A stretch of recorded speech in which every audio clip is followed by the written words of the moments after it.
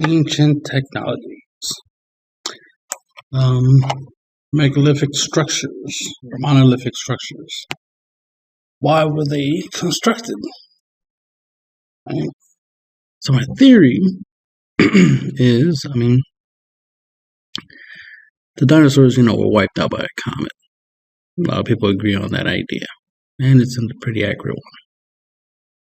There's a possibility that it didn't happen just once. It happened multiple times, and we've been tracking comets, so we definitely been having situations where we have days where we came close to getting hit by one, but they always miss, right? Near Earth asteroids, or something like that they call them. So with that in mind, the fact that we're constantly spinning and moving around in space, and there's a bunch of rocks out there just freely moving around in space, at some point we're going to get hit by them, right? The moon has been hit by multiple asteroids and comets, right? So it acts like a shield. It's taking a lot of hits for us, and we appreciate it. But at the same time, it's like, because that's a possibility, and the fact that we know that if a comet or asteroid does hit Earth, it's going to cause a lot of damage, as well as it's going to kill a lot of people. So with that idea alone, the fact of an asteroid or comet impact type of apocalypse, it makes sense that the ancient humans thought of ways to deal with that. But that's not the only thing we have to worry about. We have to worry about floods, especially floods that are caused by impact, meteor impacts, right? Or just global warming, melting of the ice caps, water rising, land falling. Earthquakes can cause land to fall apart and potentially sink into the oceans. So there's a lot that we got to deal with. So we got to worry about earthquakes, flooding, and comet impacts. And now that we have nukes, we got to worry about nuclear fallout, nuclear blast, right? So and then there's the solar flare, right? The sun just throwing a whole bunch of heat and energy towards us. Right? That's a lot that we got to deal with. That's just natural. Like it can happen anytime, right? These natural disasters. So would it be surprising that ancient humans saw that as a thing? Like, okay, that happens. We need to be ready for it. It's no different than being ready for summer, being ready for winter, but being prepared. So we will create ways to survive these things. Just like we have bunkers, right, for nuclear purposes. So then it makes you wonder, like, when you look at some stuff like this, big stuff, you'd be like, okay, what was the purpose? What was it there for? Like, this seems a little out of place when it's just there by itself, not really connected to much of anything else. Now, granted, it's more likely supposed to be like a big Great Wall, right? Trump's wall, right? So this had a purpose. And trying to figure out what that purpose is. Now, for me, the way a lot of the stone work looks like, how imperfect it is, to me, this is a lot of recycling. This is just them using whatever they had access to and then putting it together and making use of it, because the purpose was to create something, and that something was fortification. Fortification from what? That's the main thing. It's like, because it'd be easier to build stuff out of wood. It'd be easier to build stuff out of smaller blocks and just stack them, or a whole bunch of rocks. Just like how you see all the way in the back, a whole bunch of rocks stacked on top of each other with some mud. Bang! Easily you can make a house, right? It'll be low effort. It'll be effective. Like it'll be useful, especially with the mud and whatnot. Act as an insulator. among other things, to keep you warm during winter, stuff like that. So it has a lot of benefits doing that. So why these big cold slabs of stones and heavy slabs of rock? Why build stuff that's literally... Now this is probably a retaining wall, but that's besides the point. The point is like, so it has a purpose, but whatever, right? But it's still big for no reason, right? So to speak. Could have been this could have been done with way smaller stuff, right? So it's like, again, why these big level fortifications? So and then of course, why the odd shapes, like these polygonals, as they call them, these weird shapes. Is like, instead of making everything equally uniform, so that would be easier to stack like Legos, right? And stack it nice and neat. It creates, you'll be able to create what you need to create.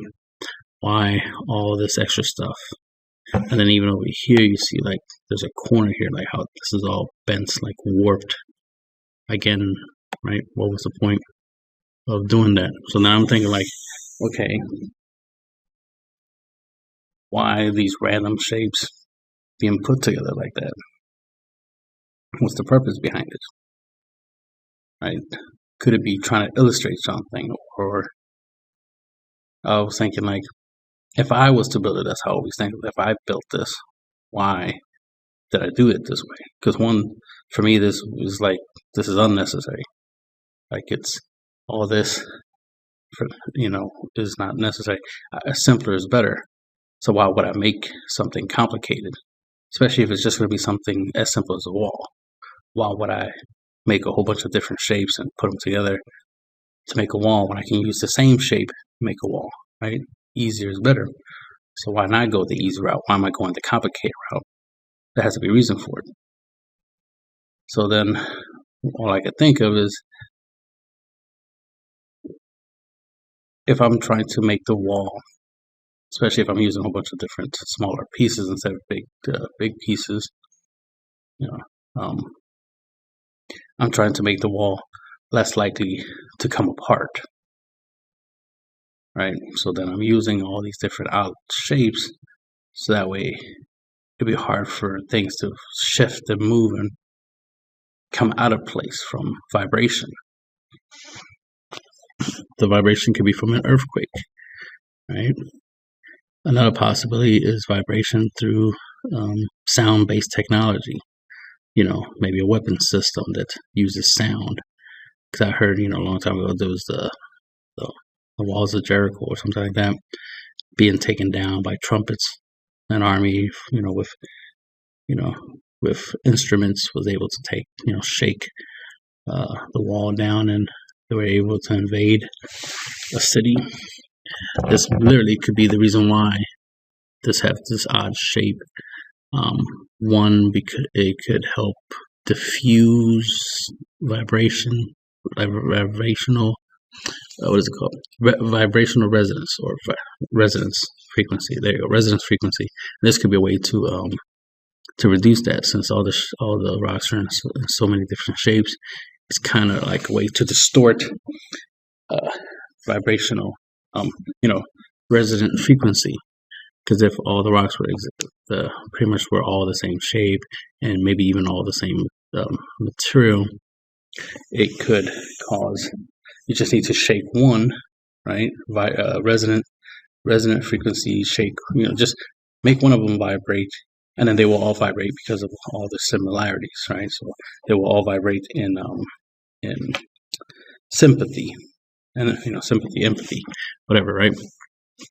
So to prevent that, by making them all different, you can prevent that possibility of, by shaking one, it'll be hard to shake all the other ones, whether it's like I said, earthquake or sound technology. So there could have been a possibility that they had sound-based technology back at that time, and they needed to make sure the structures couldn't be knocked down, these fortifications, right?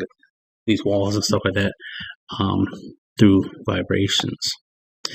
Building things out of wood would, obviously create the problem where somebody could just burn your your fortification down, right, or your house and whatnot. So it makes sense to use stone, which will be a little bit more fire resistant. Now you can melt stone, but it requires a lots of fire, right? A lot of heat to do so. Like nuclear, already, type of heat, solar heat, right? Comet level, type of heat. So that's why it makes sense to a certain degree to use stone. Definitely don't want to use metal. One metal, rusts and it breaks down, deteriorates over time, and then there's the obviously certain level of heat can cause it to melt, among other things. And then there's the vibrational frequency thing, right? So earthquakes or sound weapons will cause it to vibrate and fall apart. So just thinking like, what would I do to to protect against those types of things, against vibrations being a problem, and so creating these walls of hexagonal. Because again, when I look at it, I'm like, why? It's not necessarily how. I mean, it'd be interesting to know how they shaped it and whatnot.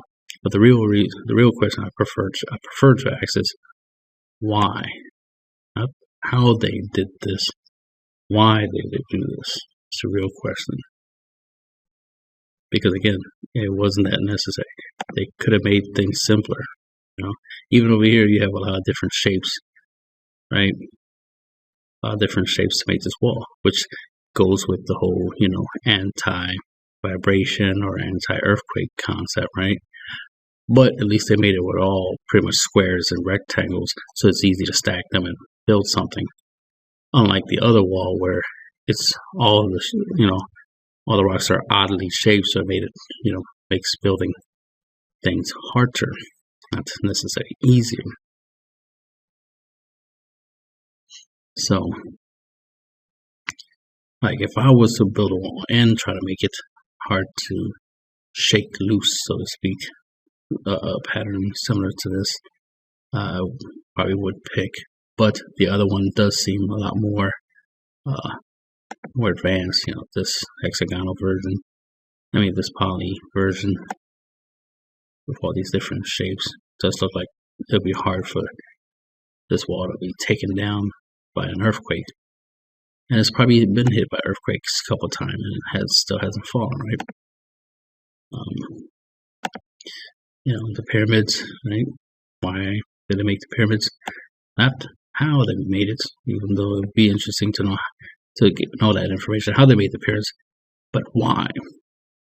So far, the whole it's a power plant, it's a form of technology, is the one that I go with the most, the one I believe in.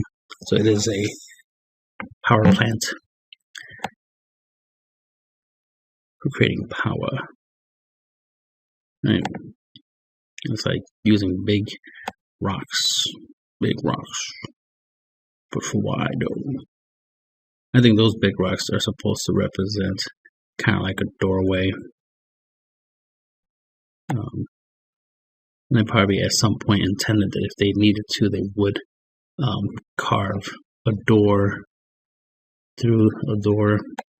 So that's why they have them there, just in case as placeholders. Like, yeah, one day we might want to put a door here. So we have this big rock there for that purpose. But then all the small rocks around it. Or the other reason why they had these big pieces is because, again, they were recycling, so they had access to big pieces. So they used them. Or the big pieces were already there. They're like, all right, we'll just build around these big pieces. It'll make life easier. Because I just keep thinking, doing things the easy way instead of doing things the hard way. So it just goes back to like, why do things that look hard when you could do things that are much easier? So why not do it easy? So using something that already exists makes life easier, obviously. Using simpler things is always a good idea, like simpler tactics and methods.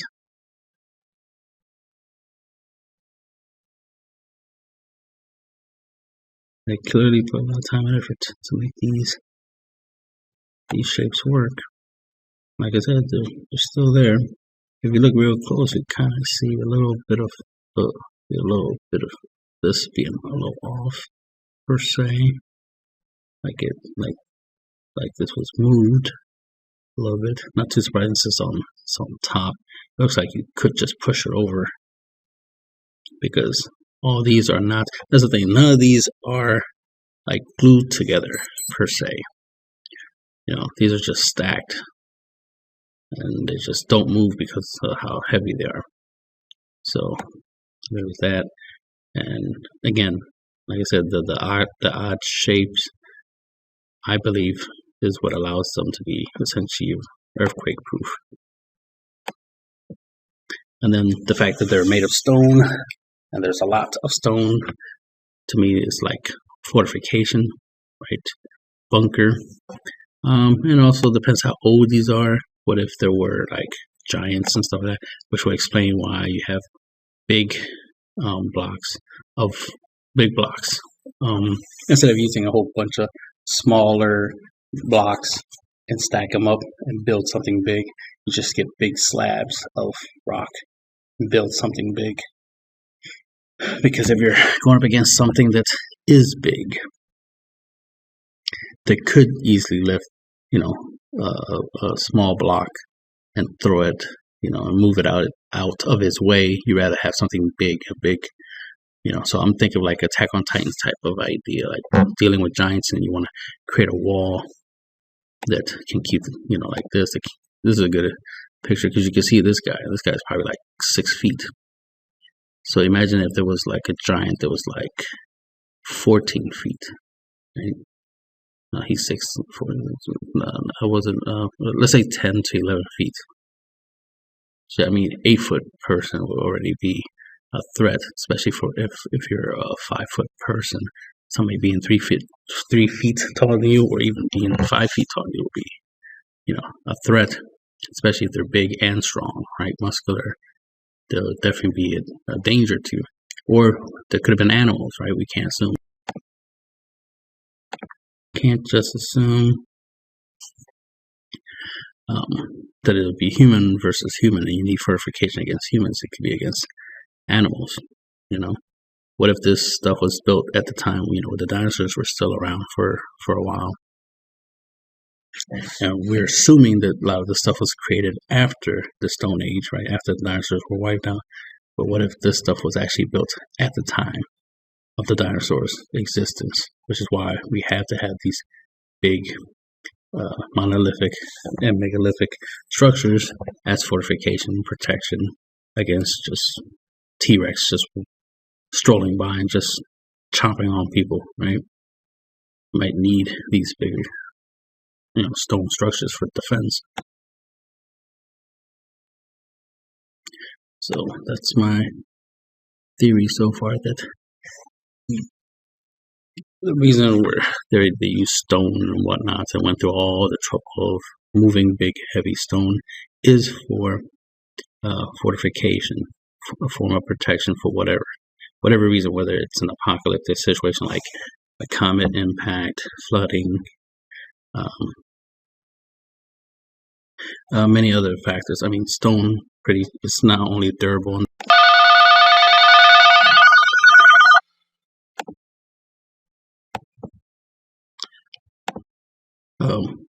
What was I saying? Fortification,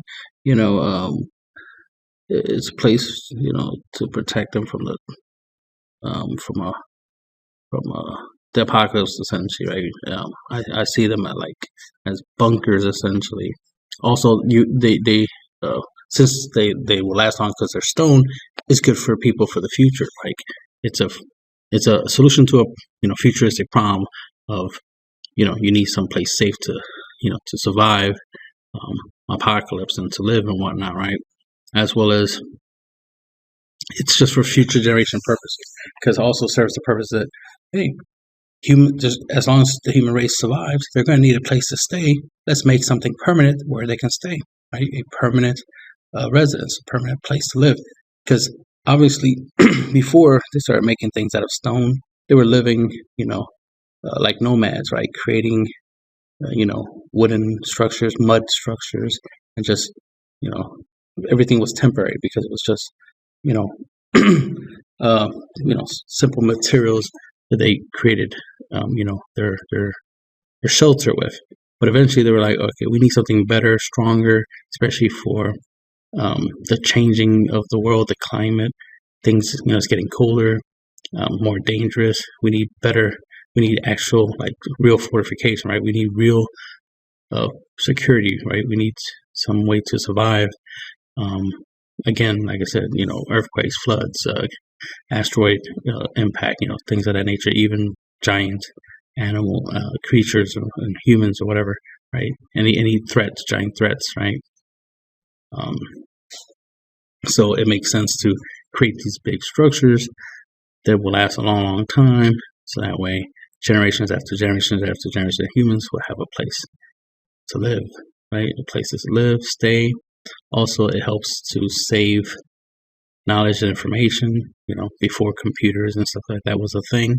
Having these structures with the carvings, right? The stone carvings, so that way there's information, there's knowledge, there's history. So these become basically a time capsule, basically a gift from humans of the past for the humans of the future. Like, here's something of use. We put a lot of time and effort to build something that y'all can use millions of years into the future. And we're grateful to them, for what they've done. And tons and tons of humans definitely use these structures, hundreds and thousands of years after they were built, millions of years after they were built, however long they were out there. And they definitely greatly appreciate, because obviously we still exist because of stuff like this.